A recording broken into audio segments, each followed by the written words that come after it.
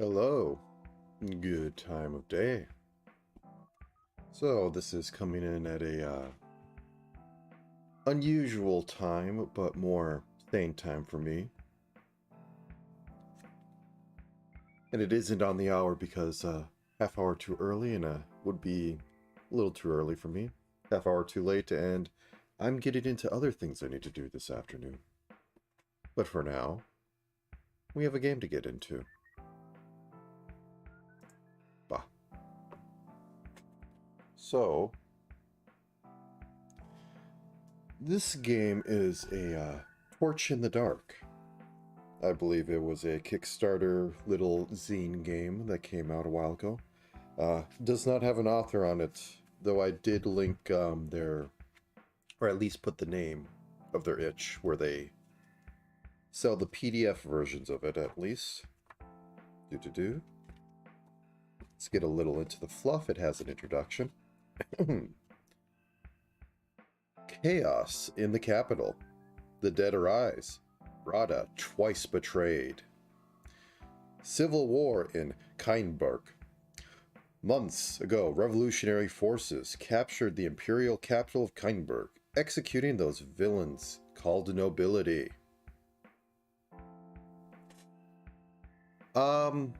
It's actually inspired by Blades in the Dark. I don't know how. It's not exactly a journaling one, but we'll get to that shortly. But war has started anew as the recently elected revolutionary consul arrests Brada, the betrayed mother of the revolution. Witnesses from Kindberg say that Brada was taken in the early dawn last week by the Revolutionary Guard and brought to the stockades, where a hasty trial was conducted by members of the Revolutionary Council. There she was hung by the neck until dead. And shortly after the guard and consul both fled, the people woke, saw what had transpired, and rioted. Nobility, royalist class betrayers, and revolutionaries now wrestle for control of the city, its coffers, and hearts of the people. The dead have risen. Witnesses from all over Kindberg testify that the dead walk among us as the living, assaulting every breathing thing, be they royalist or revolutionary. The reports of animated corpses and demons spouting purple flames have circulated since the revolutionary's success, but now, as the city is once again engulfed in violence, we report that the dead do in fact walk among us. Many wear royalist colors, and some have even been identified as dukes, counts, and others who ruled under the old regime. Unconfirmed reports suggest that the undead and demons alike have attendants, folks in maroon robes who worship them like gods, asking for protection, and swearing themselves to servitude in exchange for power. Citizens of the capital are advised to stay indoors and seek out and keep safe of their personal literature of the people and symbols of the revolution. These have unique effects on the undead, burning them like fire and keeping those who hold them safe from harm. The last speech of Brada.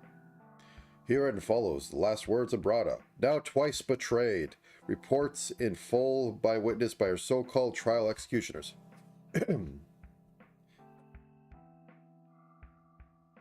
The dungeons beneath Kindberg have served as burial grounds for the noble lords of the realm since times immemorial.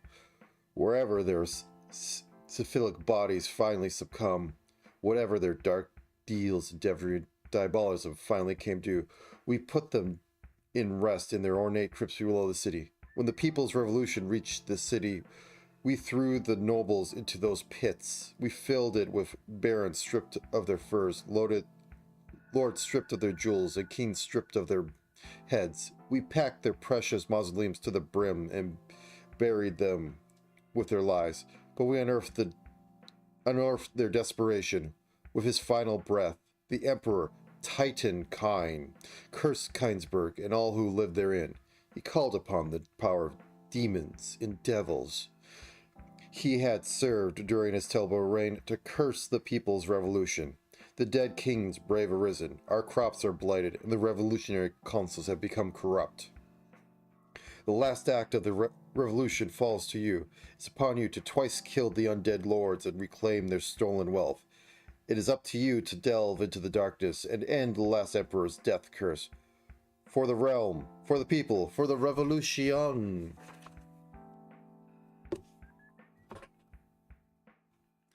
Yeah,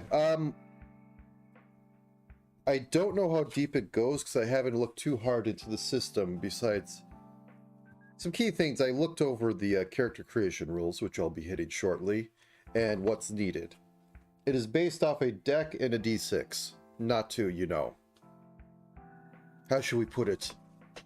Revolutionary in the world, but it isn't just a soloing or a solo journal game. I'm getting out my good dice. I think we'll go with gold today.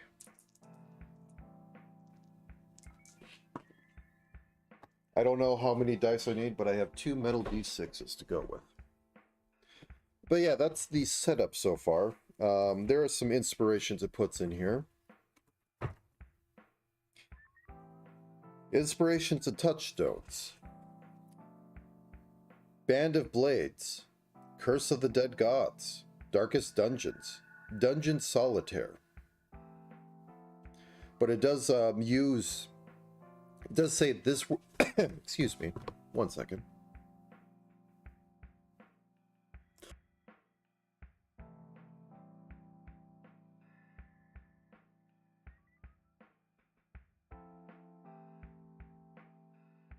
I don't know why my throat is deciding to die.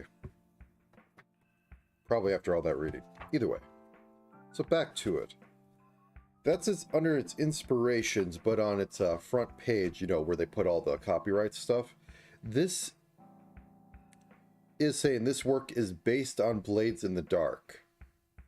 But as far as I know, I don't think any mechanics are used. So that's a weird thing to have. I haven't checked Blades in the Dark in a while. I actually do have a book of it somewhere. But moving forward, just because I will need it, bop.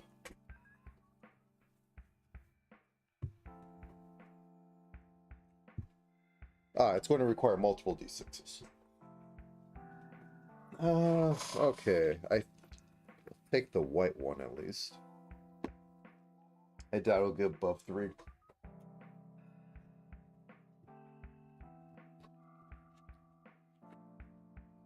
But I know it's divided up into 2 parts. The delve and the downtime. And it actually, unlike a lot of solo games that, you know, give a deck of cards or whatever to show you, or to give flavor to things. It has in here, I think I saw it on table context. It has 1, 2, 3, 4, 5, 6, 7, 8, 9 dungeon delves, which is kind of amazing because usually it'd be like, oh, here's your thing. But the thing with the dungeon delves, as I know, is that they all have a goal you're trying to reach. Usually it's to kill a royal. Sometimes it's other things. And each of those delves has the full deck of cards, or has a good chunk of cards in there. Usually for ace through 10, they're all the same sort of thing, but the queens, kings, and jacks might be different.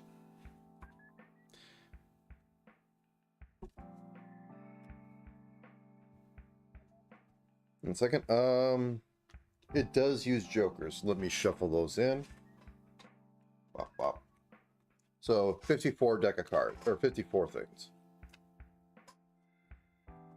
Alright, let's start with character creation and see what to make. Or, actually, I suppose.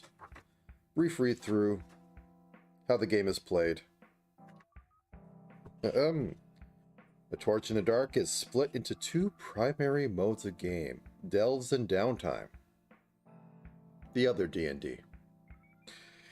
These will be looked at in detail later in the book. Delves are when your character descends into a dungeon to fight undead lords and reclaim treasures. Delves drain your character of their resources, beat them up, weigh them down,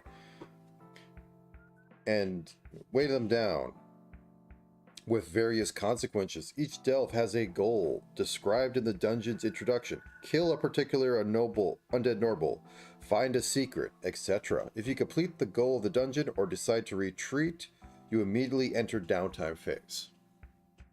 So it isn't set up as a suicide run each time, but I don't know how much you gain in character strength. So you don't do like little dips into the dungeon, get strength so you can actually finish it. Don't know yet. During downtime, you have opportunity to recover from your last delve. First, you convert all your treasure into coin, then you can spend that coin on different downtime activities. These let you roll dice to remove conditions, clear stress, and corruption. Once you finish with downtime, you can set off to the delve into the dungeons again, and the cycle starts all over. Rolling dice. A Torch in the Dark is fueled by dice rolls. You roll a pool of d6s to overcome encounters when you take risks and to recover during downtime. When you roll a die, you read the single highest result. So, hello there, Meekin. Yeah, delays and downfalls. That's a good other D&D. Whenever you roll die, you read the highest single result. I actually know the formula for this now. And it's a terrible burden upon me, but it is number of dice divided by number of dice plus 1 times the highest face value. And that is your most likely result, or your average result, across all of them. Now you know. It has something to do with geometric sequences and increases. Anyways, back to it. Example, if you got a couple, you take the higher. You'll make 2 types of rolls. Risk rolls and downtime rolls. Different encounters will call for risk it. When you risk it, you assemble a pool of dice equal to the number of skills and items you think your character can bring to bear against the challenge ahead of them. Then you roll the dice and keep the highest result. That is called a risk roll. The highest result is a 6. That is a success. Overcome this challenge with no consequences. The highest result is a 4 or 5. Mixed. You still succeed, but you also select a consequence. So this is definitely, I think, borrowing from Blades in the Dark, because that's sort of the narrative type systems. Yes, but, yes, and sort of thing. If it is 1 or 3, then your character fails and you must pick a consequence and attempt to roll again. If your result is multiple 6s, then you get a critical success. This counts as multiple successes, immediately ends an encounter in your favor. It allows you to get rid of some consequence marked on your character sheet. So alright, good enough for this. When you have retreated from the dungeon and are keen to recover from all risks you have took, you enter downtime phase, and you can spend the wealth you've earned to do downtime rolls, which you decide to perform the action associated with those rolls. You assemble a pool based on how much stash you're willing to spend on the action.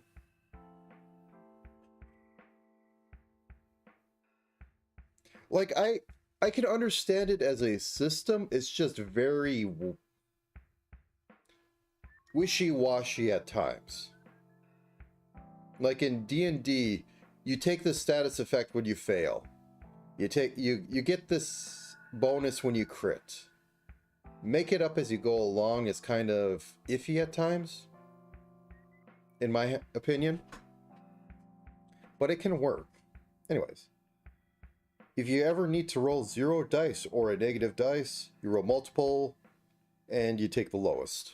So, or you roll 2, take the lowest. The various dungeons beneath Kainsberg are represented by playing cards. Each dungeon uses the same deck, but the encounter changes with each dungeon. Delving is basically the act of drawing cards from the deck and seeing what your character has to face. When you handle the cards, shuffle the cards before you start each delve. When you delve, draw one card at a time, flip it face up, set it next to the deck. Consult the dungeon guide to see what kind of encounter the card represents. Follow the encounter prompt on the card. When you complete the encounter, draw the next card, consult until you end the delve. If you are successful at the risk rolls associated with an encounter, you have completed that encounter, and the card is discarded. Some encounters will ask you to make multiple risk rolls and will tell you how many successes you need before you complete the encounter. Alright, so that's where it gets really dangerous. Some encounters have optional risk rolls. If you choose to risk them, the card is placed on the bottom of... If you choose not to risk them, they're placed on the bottom of the deck. If you decide to abandon a delve before you complete the dungeon's goal, keep the successfully completed encounter card separate from the deck and shuffle the deck. Any optional encounters you put on the bottom deck are thoroughly mixed in. So you can slowly deplete a deck. That's interesting because it means that you risk how far you go down, you go up, you spend money, you can go back in. It's the Diablo cycle. It's the old school. We go into the dungeon, we clear out a few floors, and then we go back up. I like that. That's interesting. When you complete a dungeon's goal and decide to stop the delve and move on to another dungeon, shuffle all successfully encountered cards to reset the deck. Here we go. Your character's inventory is how much space they have to carry items during a delve. These items are stored in a sturdy backpack in a series of pockets, however you like to imagine, and it is literally a Diablo grid of 3x5. Let me draw that.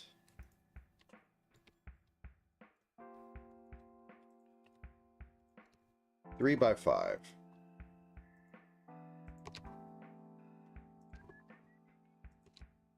I feel this will be useful later. Cut into fifths. And they literally just have like sword written across two of these and such. To add items to your inventory, write it so it takes up squares equal to its load. And items load is how many boxes it takes up in your inventory. For example, armor always takes 3. It must be written. So it takes up 3 continuous boxes in your inventory. Any item with more than 1 load must be written this way, either horizontally or vertically. Okay. That's interesting. The inventory above. Okay, that's just an example. All items and their loads are detailed in Chapter 2. You may rearrange your inventory at any time during a delve or downtime. You may remove items from the inventory, but they are lost forever. When you delve, you will gain treasures. Treasures are always 1 load and represent different items you may find during a delve.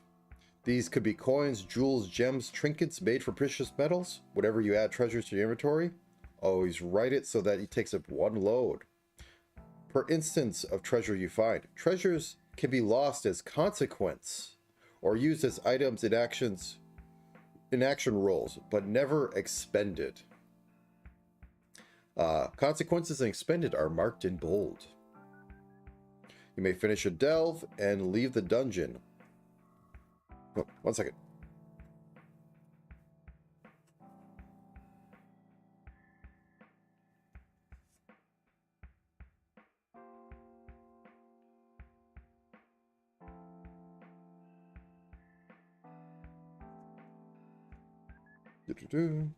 Sorry. Finish a delve and leave the dungeon. All your treasure is converted to stash. Stash is an abstract representation. Okay, so 1 thing is 1 coin. Stash doesn't cast load. Basically, you store it at your house. Okay, moving on. Whenever you roll. Consequences. So when you get a mixed roll or just fail it, you mark a condition. A condition is harm your character suffers.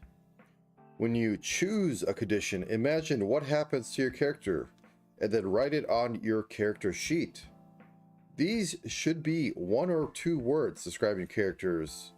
Describe something that debilitates your character's mind, body, or soul. You may mark a number of conditions equal to your character number of skills. If you need to mark at least 1 more condition than you have skills, your character dies. Bunch of examples. Expend an item. An item that has more than 1 load can be expended. When you expend an item, it breaks or is used or is lost in some way, and you decrease the item's load by 1. When you do this, erase and rewrite the item so it takes up 1 less space. For example, armor, 3 load, can be expended to represent dents, cuts, and broken pieces. Expend armor goes down to 2 load, then 1 load if it's expended again. Items like bombs or pistols can be expended as a consequence to represent you depleting ammunition. Can I expend an item that has only 1 load or has been expended down to 1 load? Okay, that's interesting.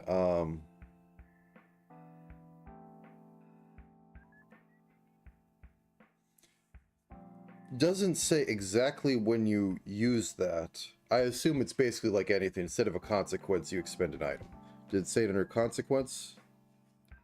Nope, it just says... Okay, no, it's part of the consequence block. So it is assumed you're fighting the goblin. You fail, you take a dent in your armor instead of taking down maimed leg or something. Usable, okay. Lose an item. When you lose an item, you erase an item from your inventory. Any item may be lost regardless of its item's load, whether or not it was expended. This consequence often makes sense for torches, as they are used up during your delve. Lost items cannot be retrieved again. Mark corruption.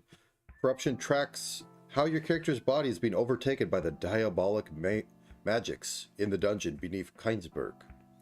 And when you select this consequence, mark 1 corruption on your corruption track.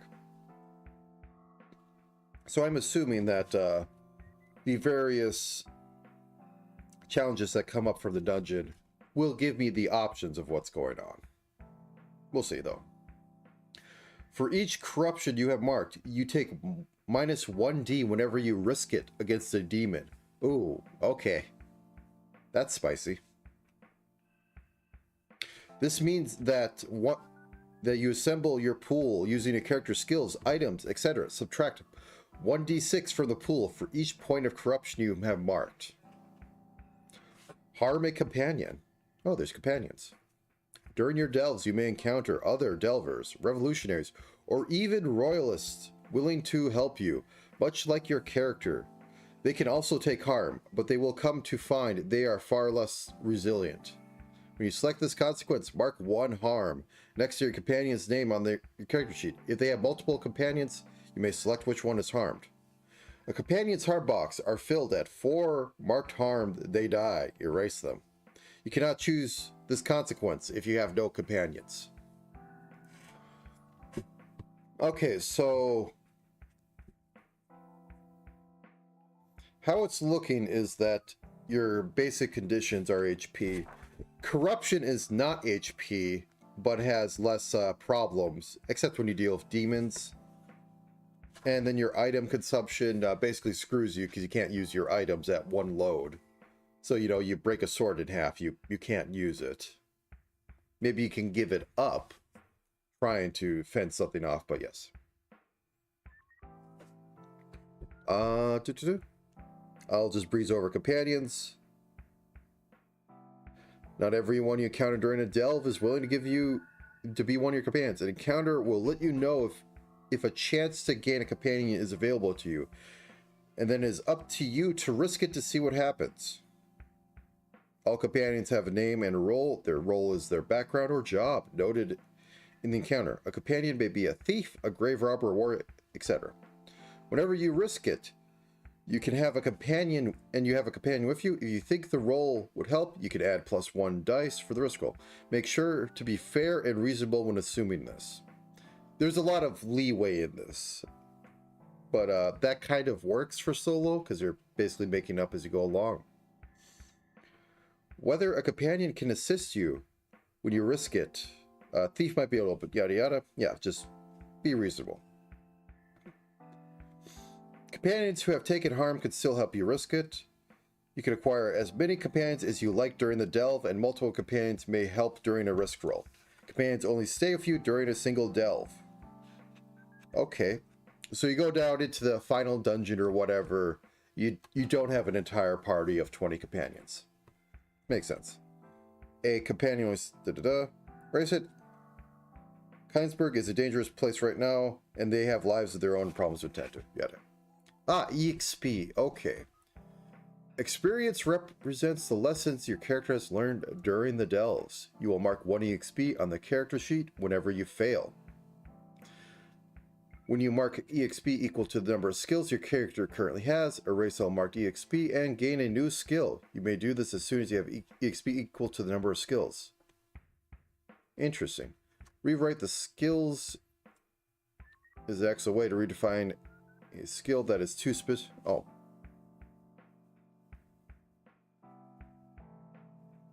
Okay. Rewriting skills is actually a way to refine a skill that is too specific or ill-defined, or to get rid of a skill that has proven not to be useful as you delve. Your character can never have more than 10 skills, so if you mark 10 XP, you can only rewrite skills. Okay, that's interesting. Because that means like, oh, I picked skills wrong, or now the skills aren't useful for this delve. Instead of just gaining a new skill and taking even longer to gain EXP, you have 3 skills. Basket weaving does not work well enough, so you change it to sword fighting or something. And then it's only 3 to level up again. Interesting. Very interesting. It goes off failures, which seem to accumulate quite easily. Death. When you mark 1 more condition than your character's number of skills, they die. If you fill up your character's corruption track, they die. If your character ever runs out of light sources, meaning they have no torches, lanterns, etc., they die. Oh, even outside you cannot see without a source of light. So very Blades of the Dark for that. Okay. Yada yada.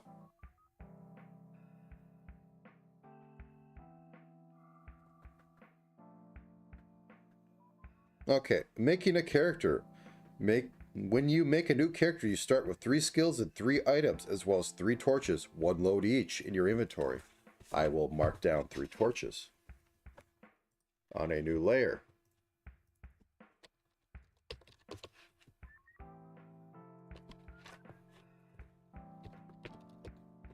Okay, that's big enough.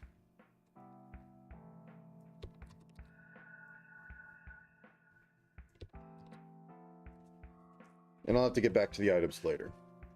Skills, sure.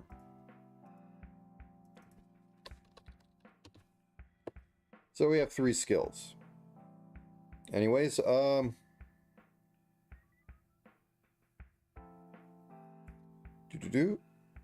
piece of paper, skills, 6 stress, 6 corruption, and 20 stash. Okay. So corruption goes from 0 to 6 corruption.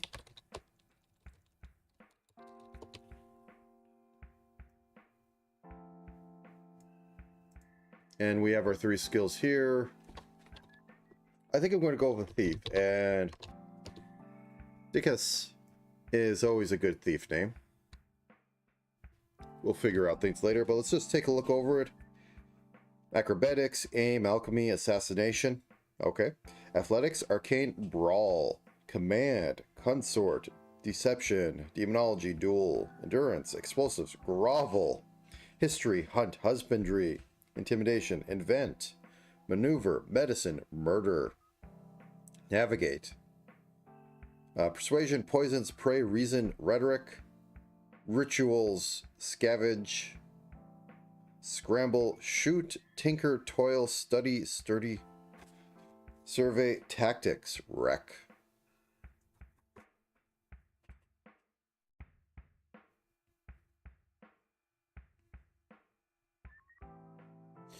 And there is a thing of you wanting to fail more in order to level up. So this is weird to pick it out. Acrobatics seem like a good thing for a thief, so acrobatics. Put you here.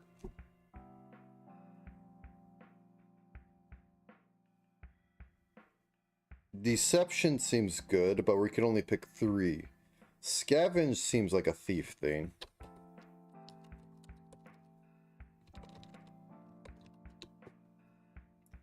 And then we have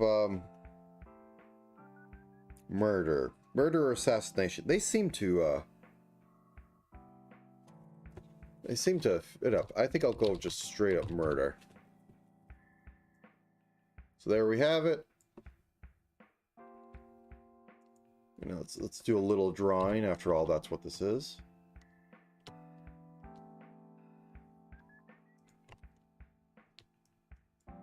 Whoops. I have a new layer. We'll call this draw. Just something to get it across. Head. Serious. Throw on this, like, you know. Let's go with a sickly sort of green.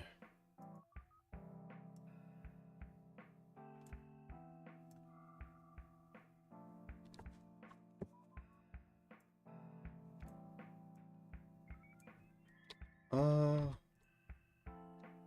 I missed that spot. There we go.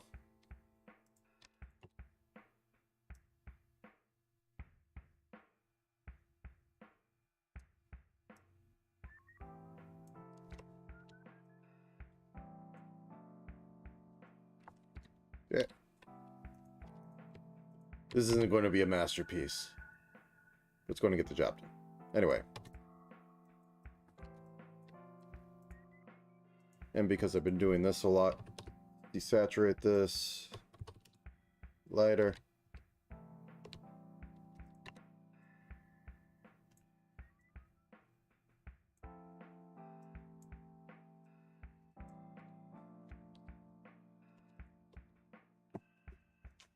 And in the black, we can, just for sake of this, make a little bit of a face.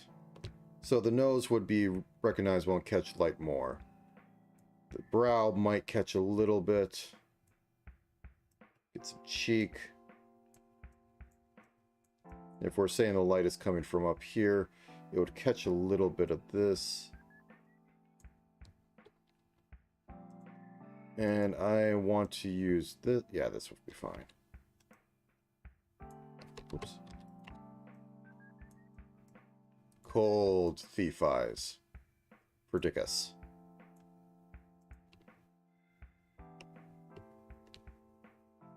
You know what? Let's half that.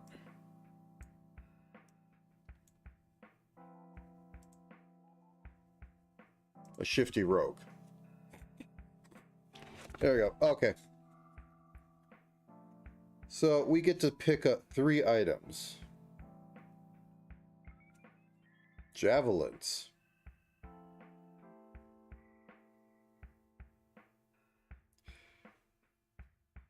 So, since this is, you know, our standard thief, let's go with a dagger.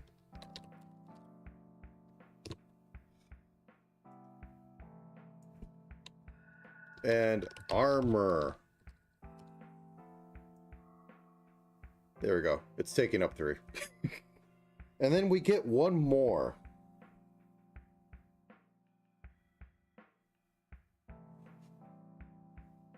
Socialist literature. That's an example.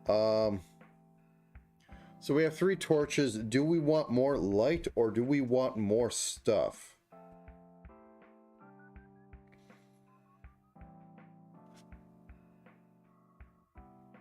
There's a 10-foot pole in here.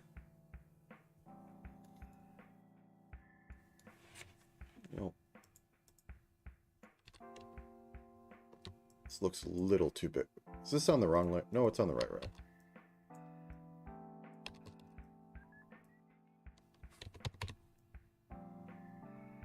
I had the wrong thing to learn.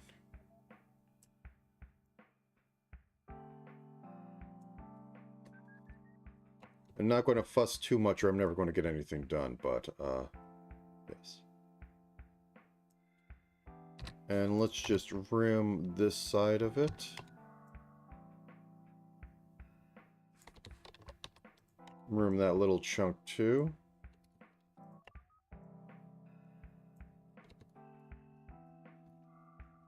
Okay. Maps, alchemist reagents, doesn't seem likely for a thief. Ammunition, kind of likely, but that's a lot to invest in right now. Arcane implements, armor, axe, ball bearings, bombs, bottle of alcohol, bottle of oil, chalk, climbing tools, possible. First aid kit, holy symbol, the symbol of your faith in the revolution. Instruments, javelins, lantern, maps, pickaxe, pistols, rope, shield. Shovel, small pet, smoke bombs, socialist literature, sword, tinkering tools. Lock picks. Okay, we might go with that. 10-foot pole, torch, and wrecking tools. Let's go with wrecking tools. That seems more appropriate for breaking into that. Does that take up 2? That takes up 3. Wrecking. Oh wait, that's in the draw layer.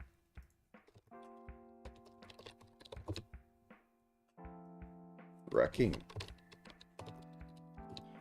Alright, so that is our character. Dickus is going into the dungeons in order to get stuff. What's after this? We got some example characters here. I can't even pronounce it. The Despoted Duke. Amethyst, Cleric of the Moon. Dr. Tiberus, the Alchemist. Octavio, the Demon Hunter. Sabi, Priest of Justice. And Staff God, the Diabolist. Chapter 3 Delves. Delves will take up most of your time playing a torch in the dark. Each delve is composed of several encounters. An encounter is represented by a card drawn from the deck. Each card has been corresponding depictions in the dungeon guide, which follow the procedure through the dungeon. And there's one for 9 of them. Oh, true, yes, a brick is a guest key to anywhere.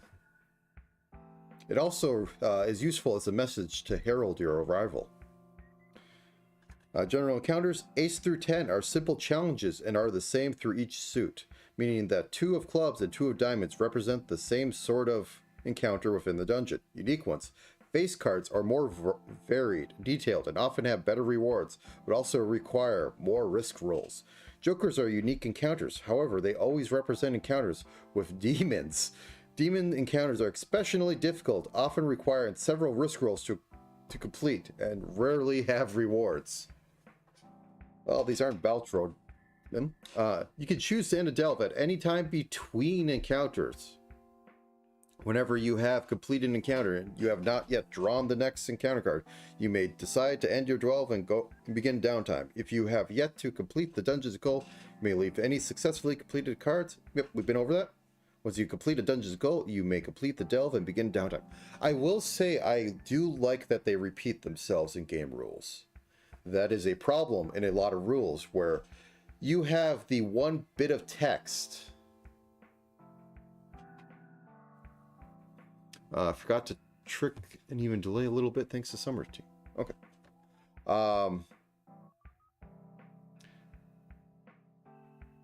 Sorry, Braining. One problem in a lot of layout is that they'll mention a rule once and then it's applicable everywhere else. Or that they won't tell you where it originally comes from for more detail. But a brief little bit like they're doing here is great. If your character dies, the delve ends, you immediately leave.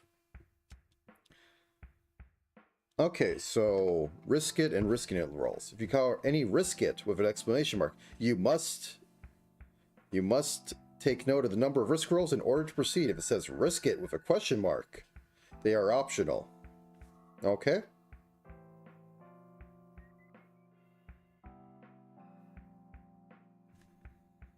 Right, what is stress? That's being, says there.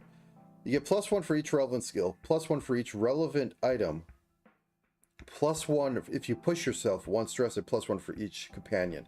Then you minus for corruption. What is stress? Ooh, I don't like that. That's coming up a little late.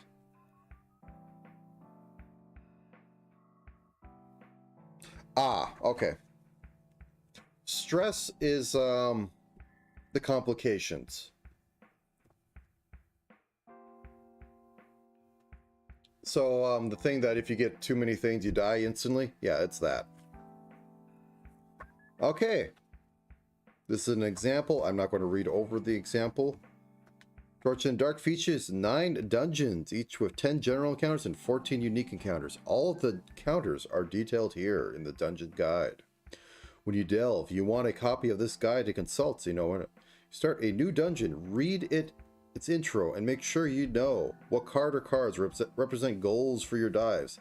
Some of the early dungeons feature goals that can be encountered multiple times. If you complete that goal and draw another card that describes the dungeon's goal, you simply discard that card as if you had succeeded and drawn another encounter. You do not get additional treasure rewards when you discard these cards. Okay, well, let's start from the top. The Vault of Viscount Aladhund. The Viscount was in charge of whatever proceeded of wheat production for Kynesburg. The royalists claimed that he died of exhaustion plowing the fields. But we all knew that man never set a foot on a farm, not unless it was to berate his workers or to secret away his best farmers. His soul was probably claimed by the demons of the highborn consult with, though I also heard a rumor that he died on the commode. He had a bad habit of forcing his best farmer to be buried in his vault, and sometimes he wouldn't even wait until they were dead. The Viscount hated the idea of the other lords would steal them away and profit from their labor. After the revolution, he and many people have attempted to delve into the vault, seeking the remains of their families and some personal recompense from his dreadful landowner. He was cunning and loathsome man, and he cannot afford to see his life rise again, except other. He was cunning and loathsome man, and we cannot afford to see his like rise again, expect other desperate delvers and traps fashioned from farming equipment. Goals. Any jack. Kill Ard Hund.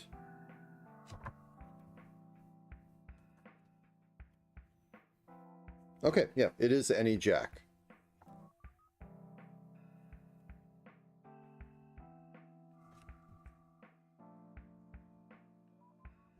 No, I just want to make sure, because...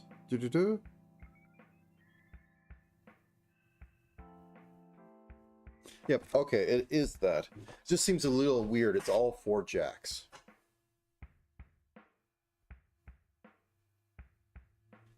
Okay, 1 second.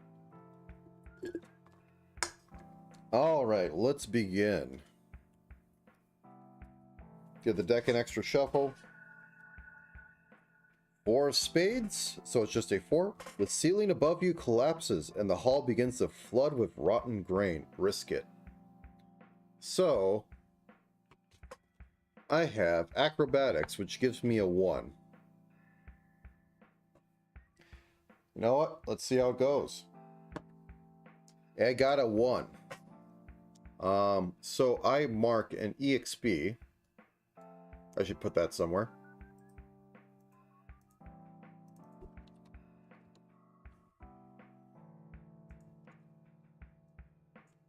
Whoops. There we go. 1 XP. And then I mark a something that's happened, and I will say So we're beaten up, bashed by grain. Let's make that red. Oh, you know what I need to do?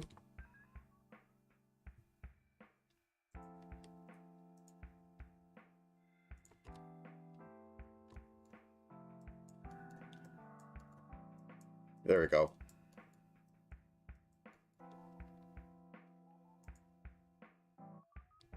Let's make that eye a little purple. This is stupid, but I'm going to beat him up as we go along. Okay. So we failed,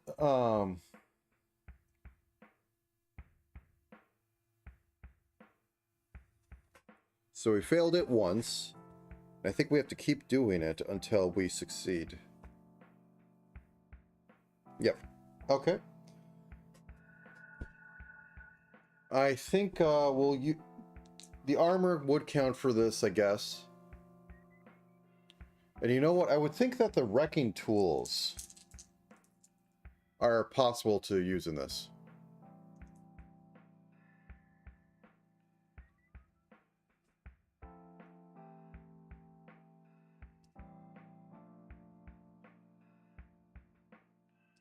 Oh, it's very much highlighting, and thank you for that.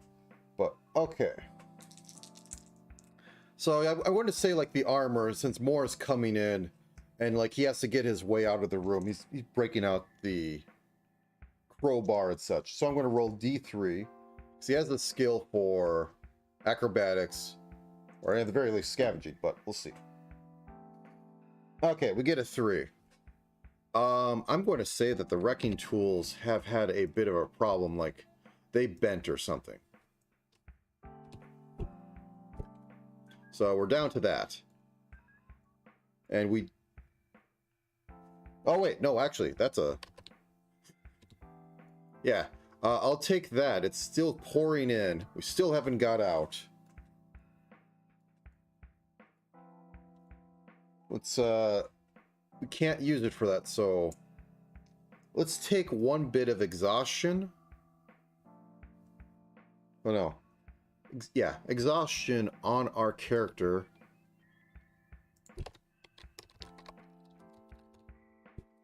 By doing this, and we get 3 dice again. Okay, we got a 5.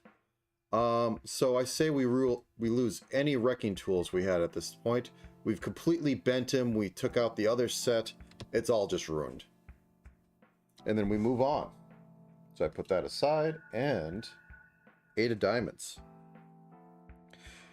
An armed revolutionary spots you and asks your allegiance. Risk it.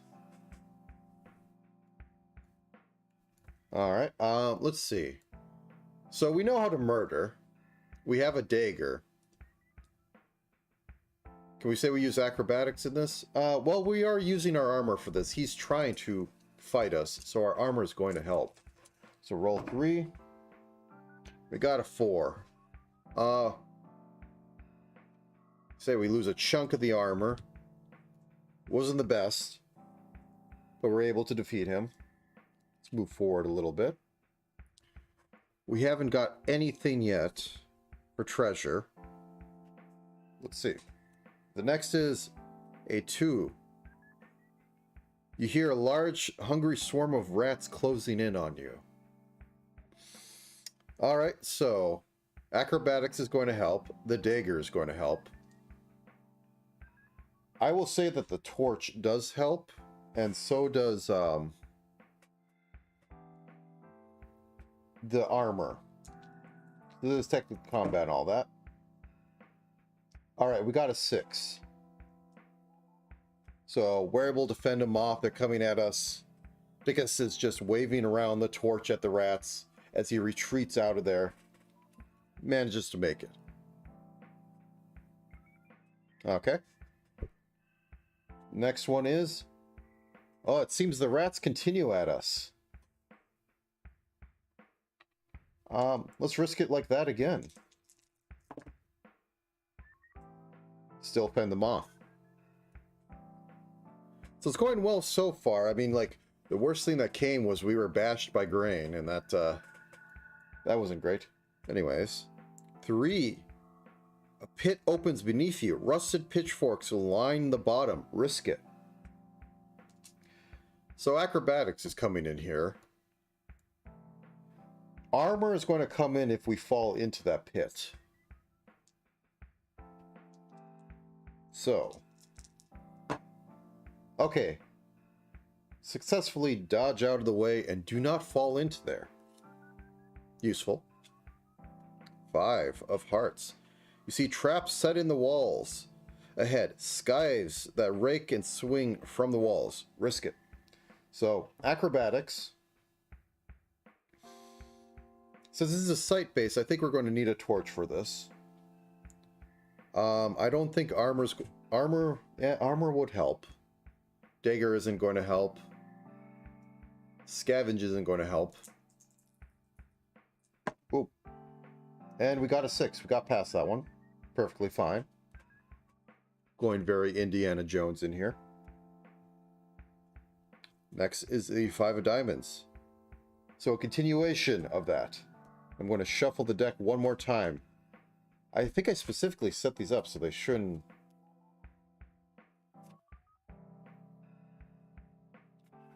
this is basically a fresh deck, and I had did the whole break them up thing, but didn't seem to work. Okay, let's roll it. Another 6. Good to go. Can we find something that has treasure in it? 3. The pit again? Yeah, okay. Pit. So, armor. Acrobatics. It was armor and acrobatics? Yep, that's what we had. Not going to risk it for right now, and we got another 6. So at least we aren't being beat up so far, but no reason to leave. We haven't made anything yet. Another delver rushes at you, screaming about demons and visions you cannot see. Risk it. Well, clearly, murder. Armor. Dagger. Let's avoid being stabbed. And we stab him to death before we can have that happen. Let's move this out of the way. So, at this point, we're having a grand old time.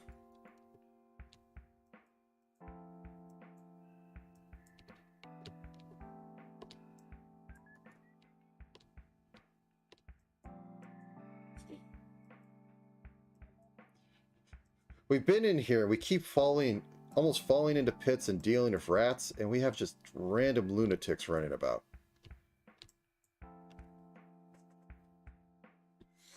Okay, let's move on. 6. Clearly he had a party because his friend starts rushing us as well.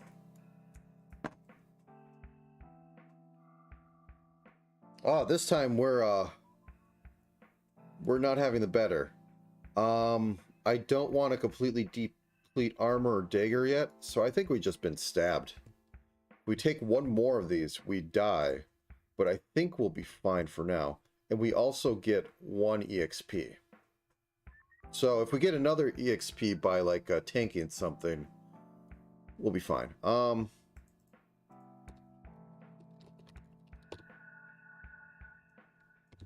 And as per tradition,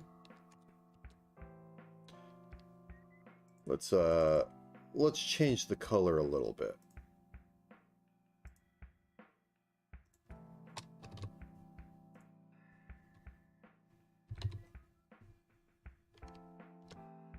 Got stabbed in the arm.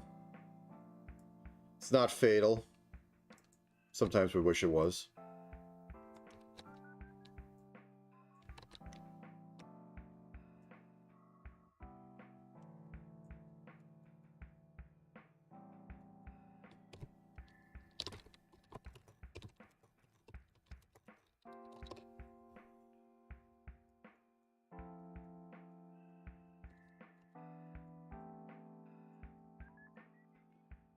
Okay.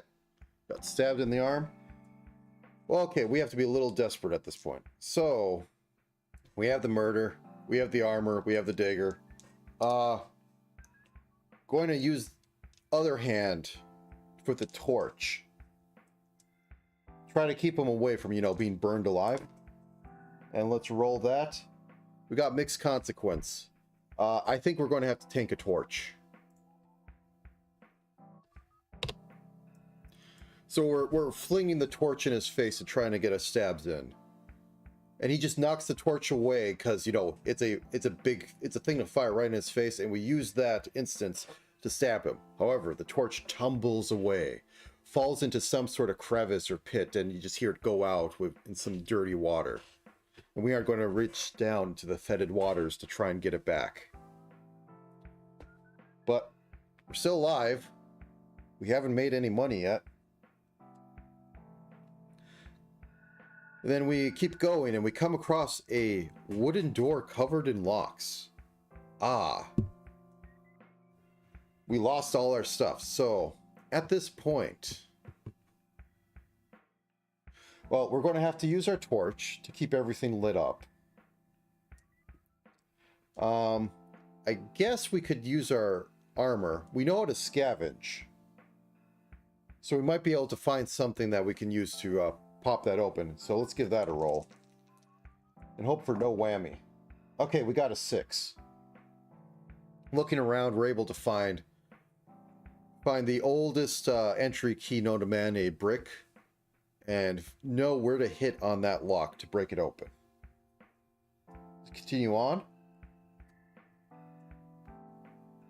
Travel on a bit more, and yet again, another locked door.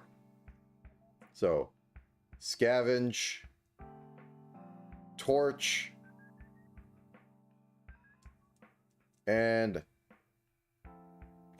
I guess in this desperation, I will use the dagger as something to ply with. And we fail. The torchlight goes down. Oh, actually, I think our EXP just hit 3 now. So I'm going to mark that out. And I am going to increase our skills to have lockpick. We are a thief. Maybe we're out of practice, but this desperation is bringing it back. So we have scavenge, lockpick, torch, and a dagger to use. Can we get past this new door, this threat? With consequence. So, what's a consequence for this?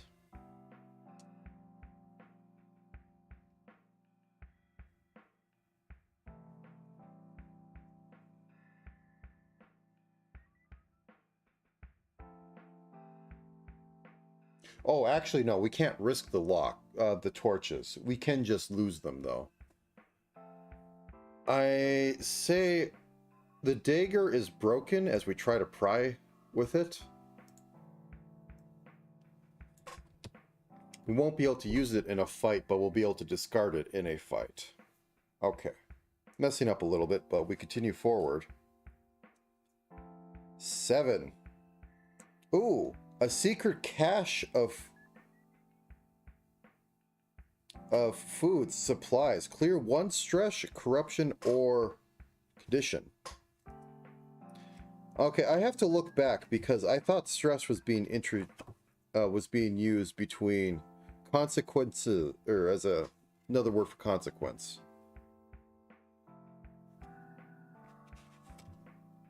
But it seems like it's its own statistic. Making a character. Okay, so consequence is from. Okay, let's fix this up. That was my mistake. So I had used that, but we have 0 of 6.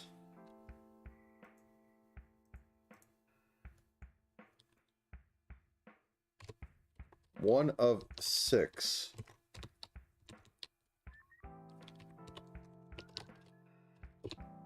So this is another thing we can use. This is another resource to go in there more. So anyways, we have found a cache of stuff. And we can clear one stress, corruption, or condition. I think we will get rid of one stress. Put that back in there. So I don't know. It has a bit of vodka in it. We drink the vodka. The vodka is good. We'll continue forward. Oh no, we have found a joker. You smell ash and sulfur. The air around you is suddenly hot enough to burn parchment. A scaly humanoid form emerges from the darkness with wings made of smoke. Their eyes burn with violet light as their massive mouth grins down on you. It's a demon. We have to risk it 3 times. So, first off, risking 1 stress. So, and then we also have our armor to use in there. We have our murder to use in there. We have our stress we just used. And I don't think there's anything else at the moment. Okay, we got a 6. So we have taken 1 hit against the demon. We'll go at this again. I think we just have to, use more stress. And this thing will just sit here and kill us if we don't have the dice for it. Okay, another 6. So, let's not use stress this time. And just hope. Either way, if we get an XP if we fail hard enough. Okay, we got a 5. So, I think we'll take 1 corruption. So we're fighting the thing off with basically a broken dagger. It's barely doing anything against it. We're able to escape it. However, it's a lingering presence weighs on our soul. So we will have a problem dealing with them in the future, but we have escaped a demon. Okay. 2.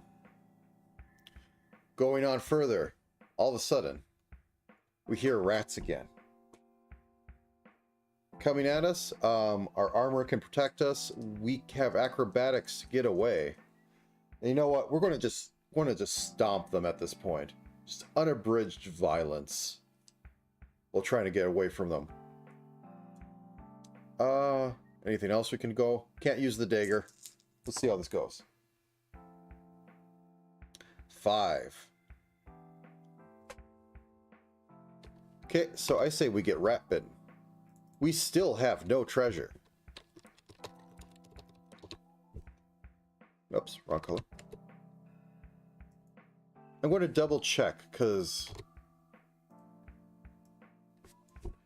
Are we supposed to have, like, some amount at home? Because, this seems a little silly.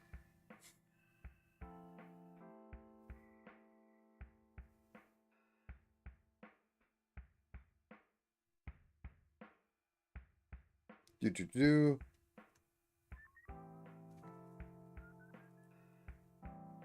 20 sets. Okay, we had 20 cold.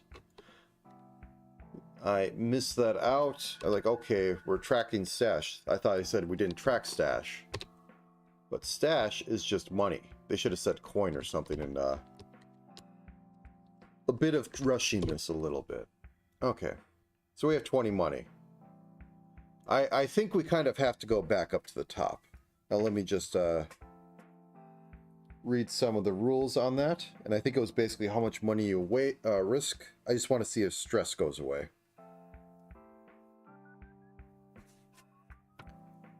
Delves. Ending a delve. Once you complete a delve. Risk it.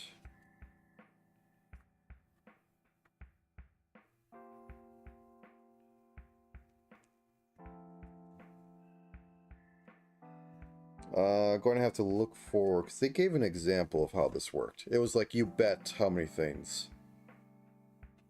I just want to see if stress goes away. or if that's just a thing you can get rid of. It's another bit of HP. Downtime?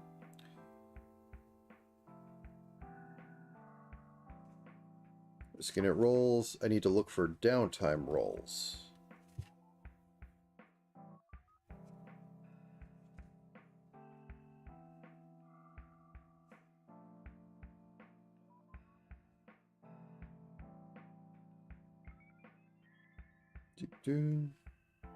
I guess this would be at the start when they explain how the dice mechanics work. When you retreat from the dungeon, you are keen to recover all risks you took. You enter downtime phase and you can spend earned on downtime. You decide to perform the actions associated with these rolls. You assemble. It's saying you get to choose, but it's not telling you what a downtime roll is. I may just have to, you know, BS it.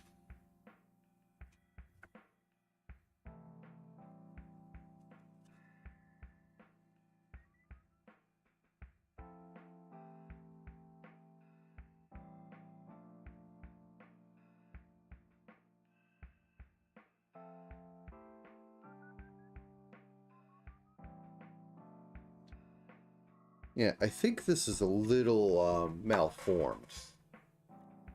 But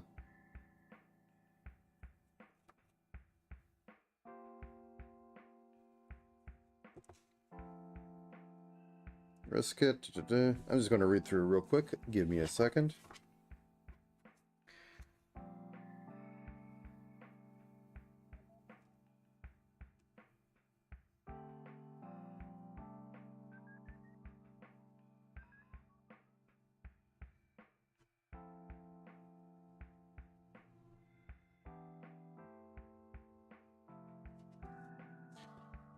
Is it at the end of the book? So we have the crypts and all that. Nope.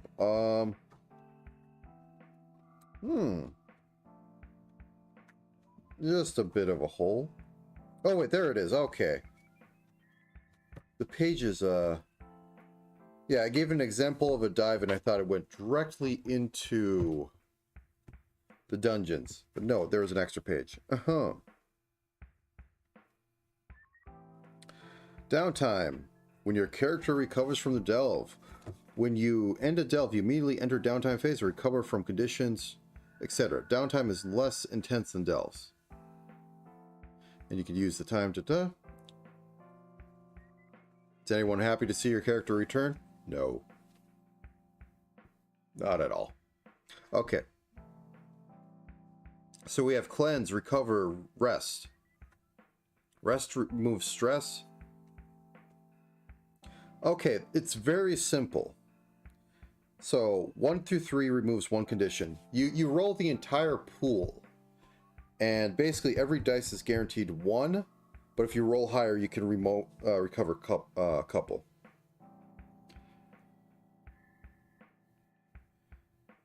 Okay, so we have 20 stash. First, let's get rid of stress, and I'm going to roll 1 dice for that. And I only get rid of 1 stress. Okay, that's fine. That's under skills, yes. The 1 corruption I can heal by praying or cleansing. So this is down. I'll just keep it black. It's going to be in the red soon. So 19. Holy crap, I've been doing this for an hour. Oh, right. So I think we need to resupply. After we recover. So let's do 2 rolls of this in order to try and get rid of that. So 1 and a 4, I get rid of all the conditions. If I rolled a 6, I get rid of 3 at the same time, but... So...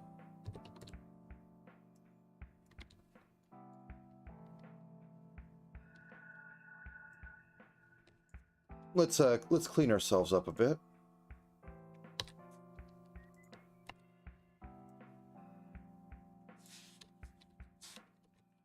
Boop, boop, boop, boop.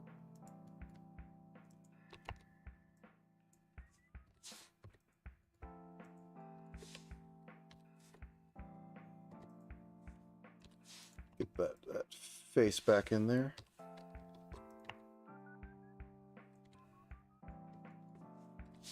He's still so through with this. He didn't even make a dime. He went down there and he got a demon came and bothered him. He had two just nuts guys come and rough him up. Just so done with this. I guess I can clean up the blood. Like, he's not getting that a lot of that off of his thing.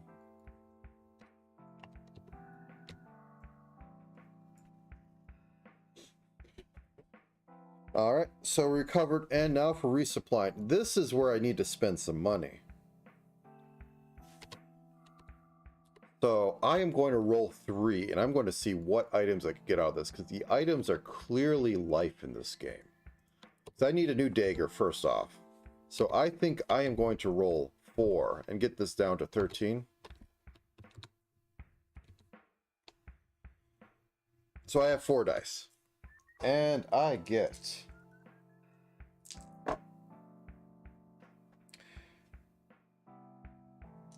six load worth of item,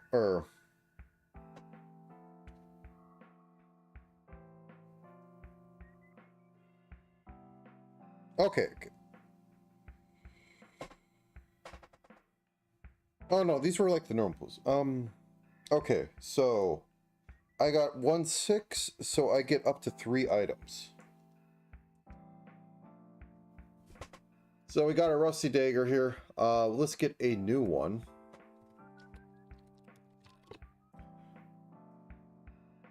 So we got 1.5 daggers. So that's 1 item. Wrecking tools seem to do wonders. And we need another torch.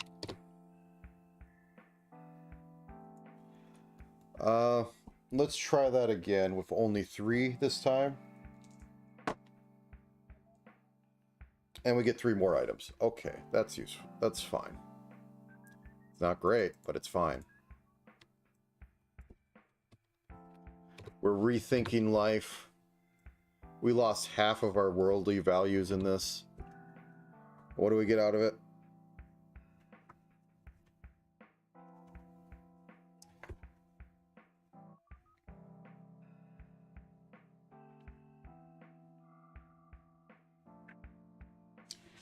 Okay, first up, I think we need another torch.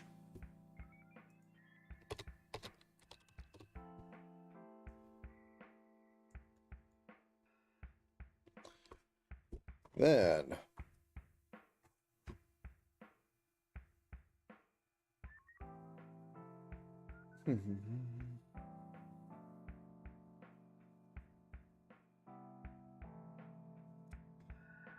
I think we're going to take the social lit, because that is basically a holy Bible against demons. And I think that's funny. And then also some medical, which basically, the first aid, which is a 1 load. That's missing a letter. Which basically we can just tank after we fail something. We take a little bit of wounds. We just bandage ourselves up. We'll be fine. Okay. Back to the dungeon.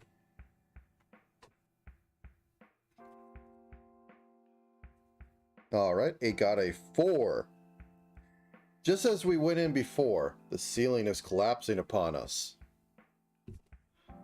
So we have 1 for acrobatics. We have 1 for armor. I think I'm going to take 1 more for stress. So I will immediately mark that down.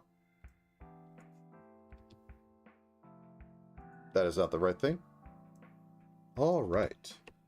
So we take 1 stress because it's basically our HP. So we have 3 dice.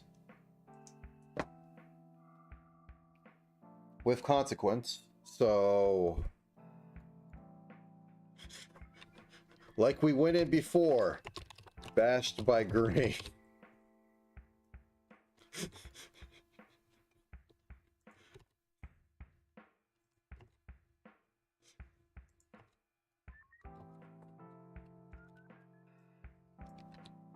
Oh, I'm not on the right layer, that's why. So,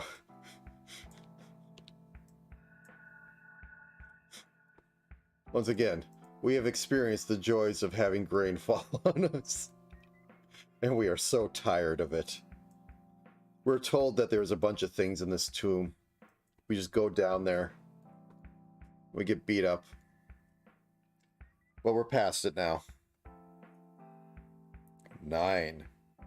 An undead knight stumbles around in the dark. It hasn't spotted you yet. Risk it. So either we're going to be attempting to... Well, I think we get acrobatics to get up close to it to try and hurt it. So we, at least in the first round, we get that. We're trying to murder it, so that's 1. We have a dagger, so we get to have that. The armor isn't coming to play yet, but the socialist literature, which is, you know,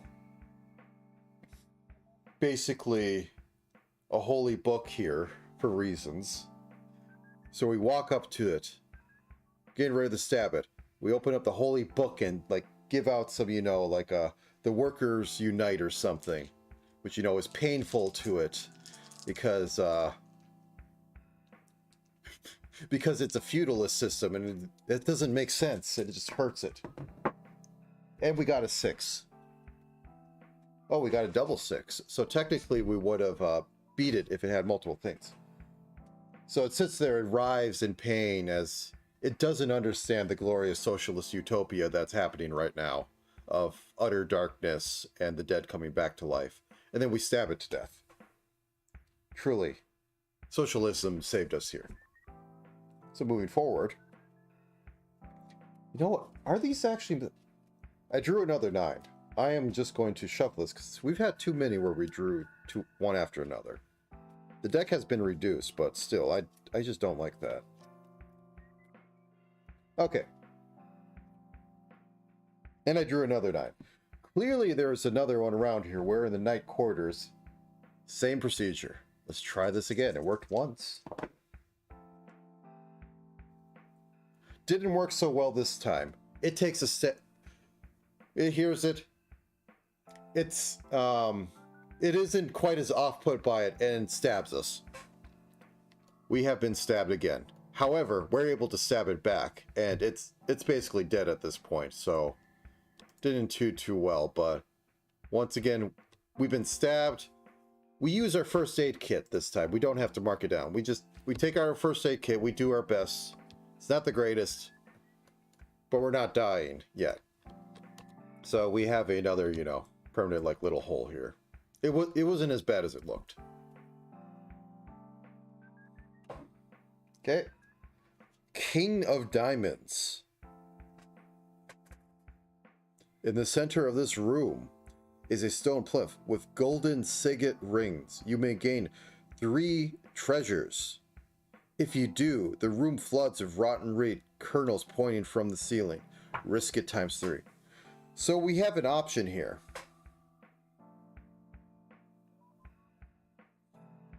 And I think we have to go for it. We literally are down here to get done or get money. So ring.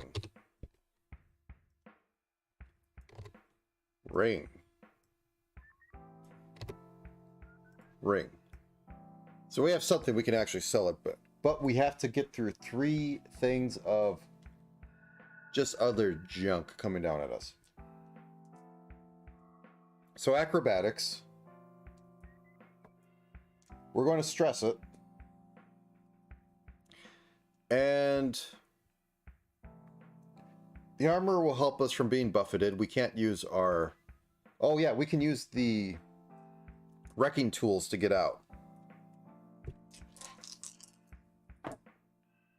And we got a 6. So we get out of the first area where it's all coming down, but it's still coming down in the adjacent corridors. This is really set up. Another 6. We get out. We get to like toward the door at the end because this was a trap set up.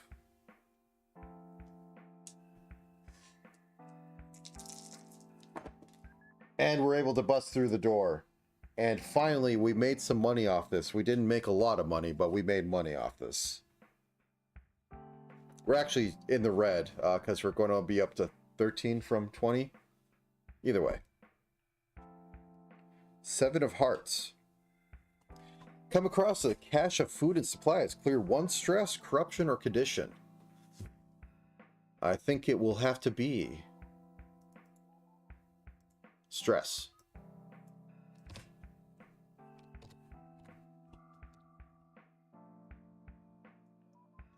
And I think my throat is dying after this. So once I die or I finish this, I'm going to have to call it good. But it has been a good hour and change. The system is a... I'll give my thoughts afterwards. But anyways. 10. The wall breaks open and skeletal undead farmers pour forth. So we take out our dagger. We get ready to murder them. Our armor will protect us. And the socialist literature, we will just repeat and hope it does something, because we don't want to die by skellies.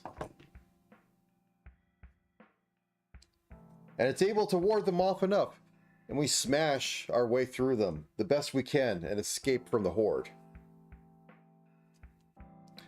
King of Spades.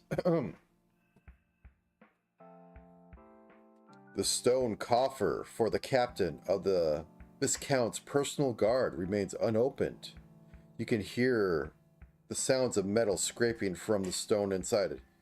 If you open it, risk it ×2. If you do, gain 2 treasure from inside the coffer. Well, we're a little weighed down. That said, we could drop a torch. Well, no, it makes no difference. Well, we would have to buy another torch.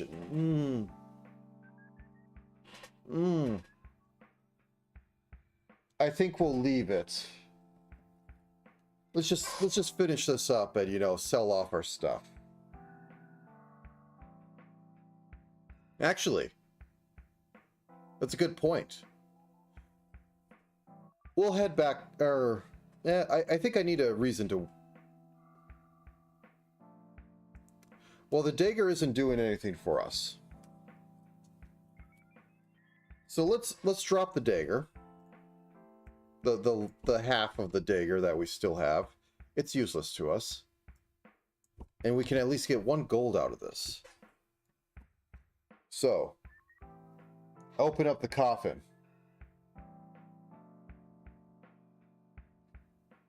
It's some farmer buried with his scythe. Zombified form comes out, and we get ready to attack it. Reading our socialist Bible, with our dagger, our armor at the ready, and our will to re-murder this thing. We fight the entombed skeleton farmer. We got a 6, able to fend off its scythe as it comes for our face. We go once again at this, and 2 6s. 3 6s, actually. We just bash the skeleton against the side and then use our dagger to just destroy its skull. When you look through here, inside here, we find, a family lock, inside here, he was buried with, some ornate clothing. And we're able to pick off a few, pieces of gold off it. All signets of the Viscount, so they wouldn't be sold before the Revolution.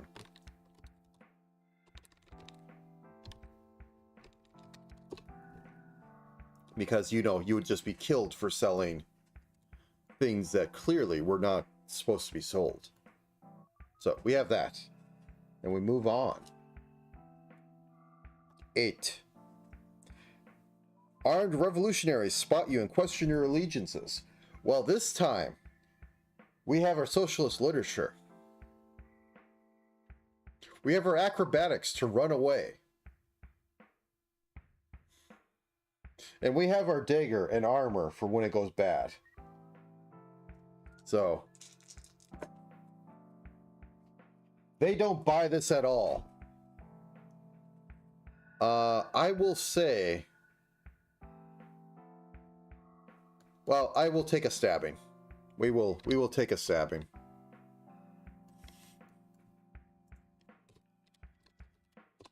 But we take 1 EXP.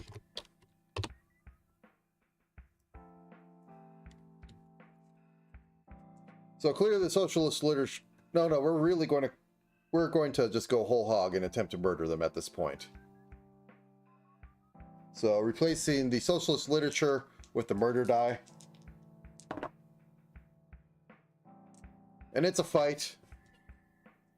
And I think the armor's going to take a dink on this, but we get through it.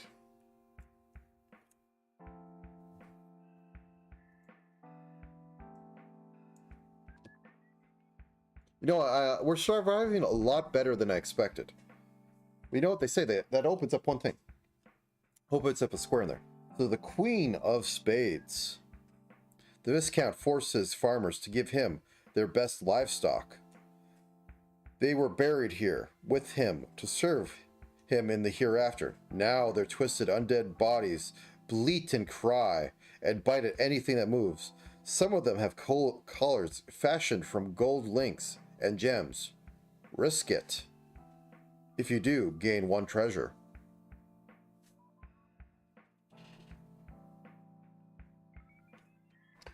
So it's a single 1, and the socialist literature is clearly the Bible here. We have a dagger that works. Okay. Let me think.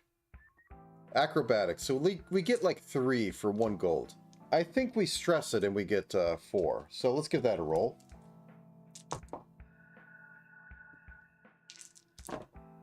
Got a 6. So we're able to get up there. We're reading the words out, just keeping them from like really getting at us because, you know, they don't like that.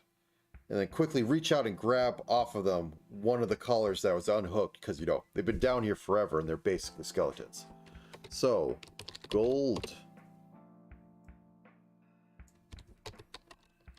Collar. And our stress. Absolutely stressful. Our stress goes up by 1. Oh, those are skills. So at least one thing about this setup I do kind of like with the optional things. So you can go back here. I could see some things being built upon the system. Anyways, 4 of Hearts. Ceiling begins to collapse. We can't use our armor at the moment, but our athletics and our wrecking tools to break whatever's in the way will help us. I won't stress at the moment. I'll just tank the last bit of armor if I need to. Yep. Okay, so it comes down and the armor gives up its ghost. So we have a free slot there. Our armor is completely useless, but we're still alive. That's its purpose. 8. There are even more armed revolutionaries. Unless I want to go murder, I'm going to go social, or the social literature, and I will stress it. So let's see how that does. Poorly, but I get 1 EXP.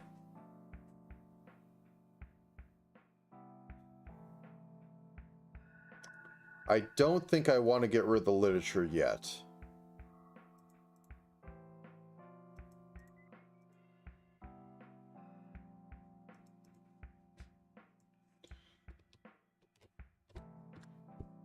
So that's 2. That's 3.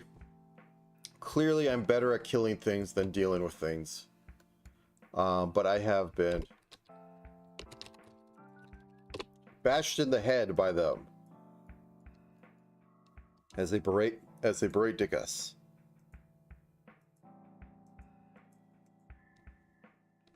Voice dying. So we got a bit of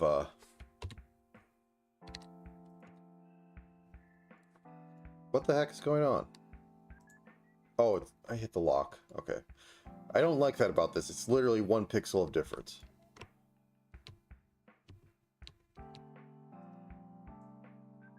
So,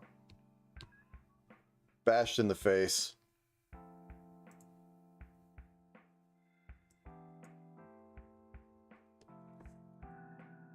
Okay, it's time to kill them. So we have a dagger. We have our murder. Our armor isn't adding to this. Our stress is getting a little bit high, but we're not going to live if we have to take too much more of this. So stress it is. And we got a 6. The dagger does the talking. And we're able to leave. I wish we could scavenge something off them, but nope. I know it's partly set up for how the game should work, but it's really just a resource sink, and you're just in a death spiral. Queen of Hearts. You find a warrior named Sarah lost in the vault, cursing and swearing as she walks. Risk it. On its success, they will join you, and will join you as companion for the rest of this dive.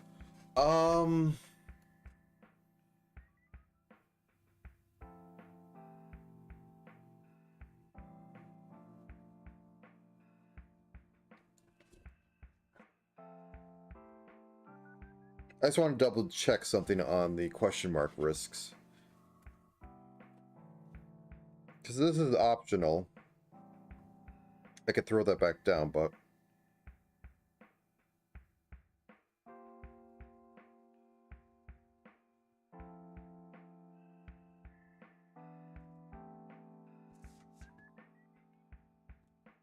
Okay.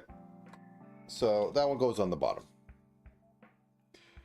So the ones with the question marks, so like the stone coffers and such, they don't have a risk of a question mark, but they give you an option. So those are discarded. So that's a way to get like a free, I didn't die here. Okay. Ace of Hearts. You got a wooden door. This is what we'd rather deal with. We'd rather wreck it, scavenge around, and use our lockpicking tools to get through. Or lockpicking knowledge. And a 6. The door is undone. And we finally hit it. A Jack of Clubs. The tomb of Viscount Alm is full of painted frescoes and statues imitating the wheat farmers who suffered under him for years. His elaborate sarcophagus slowly opens. Risk it ×3. After 3 successes, you find 3 treasures and complete the goal for this dungeon. So we have to really beat him up. So we have the literature, and we read it as we take out our dagger and attempt to murder him again. And I will say we stress it so that at least we can get 1 win on this, because we don't have a lot left. Okay, let's bump up the stress to 5.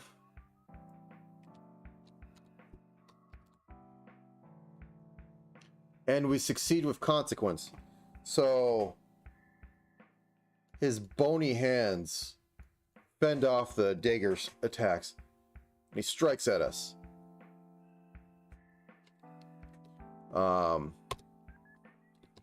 Bashed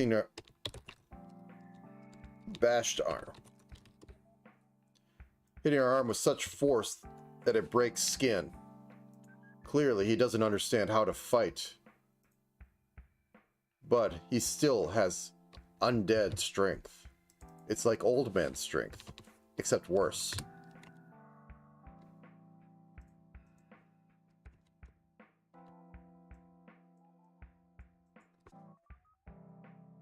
Alright.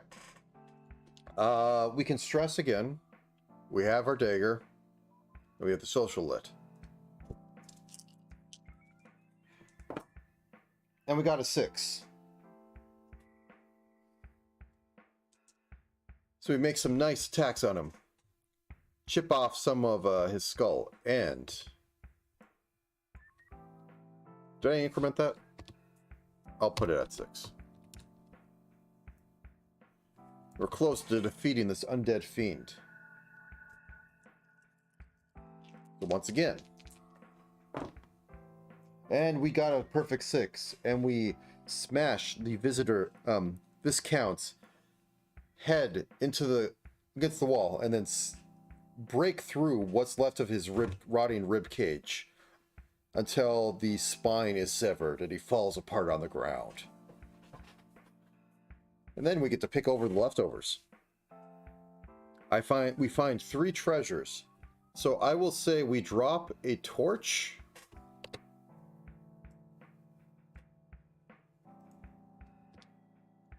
We drop a torch. What the heck was that?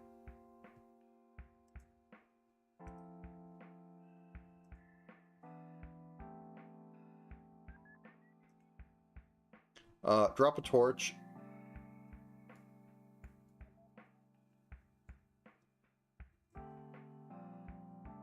Drop another torch. And we fill this up with gold. And then we leave here. And I think that's enough. So that did last about an hour and change. So it does what it says on the tin. Now what do I think? I think you need a little more rewards for going in there. The dice system of when you lose, you get experience is interesting. But the fact that you have basically... It's a little too death spiral-y for me. Interesting system. I don't know. Sit down for 3 hours, see if you can have a character go from start to finish. Ongoing campaign. Because only the face cards had any treasure in it, and there was like something in there that allowed you to heal slightly. Yeah, I'm checking in like some of the other ones, and they have, you get an option of risking it and getting some items. That's for like 7s. This other, oh yeah, that was the same one. Okay, let's try him. You could heal a bit.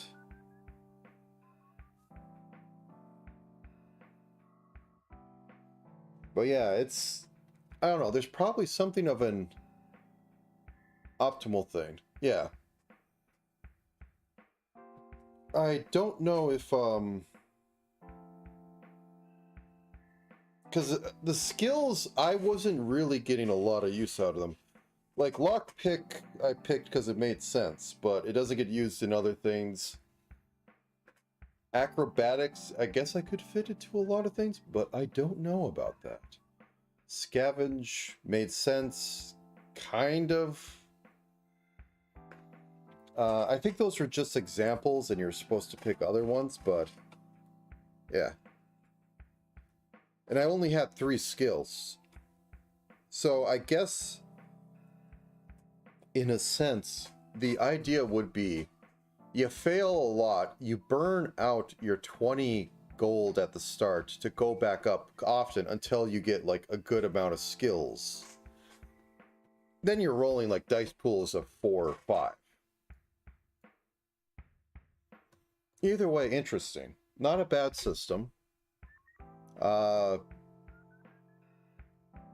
legitimately might be worthwhile to make a game based off this sort of idea. That would be a thing to do, but that said, my throat is dying. McDonald's stopped serving breakfast in a half hour, and I wish to eat. So, thank you for coming to this interesting little tidbit, or not tidbit, this interesting little zine about exploring undead crypts for very little money. very little money. Or ever the meme went in Final Fantasy. We survived, which is surprising. Anyways, thank you for joining, and have a good time of day. See you, I don't know, possibly next week. Possibly tomorrow if I really feel like it, because... Oh, let's turn this back on. I've had the thought of possibly doing some of my profile work for trying to make a portfolio for doing VTuber commissions. And I'll be more likely to do them if I do them on stream. That said, I'd have to make another model for tomorrow. But if I do it at like same time or a little later, it might all work out. I can't do it in the afternoons, I can't do it in the evening. But I basically don't do anything from when I wake up till noon. So we'll see on that. Either way, thank you for joining. This has been a little play and draw of very little on the draw. Though, I think our character speaks for itself. Poor Dickus. This thief, he never gets any help. With that, have a good time of day. I'm going to go eat a little something and then see about going forward on other things. So have a good time of day.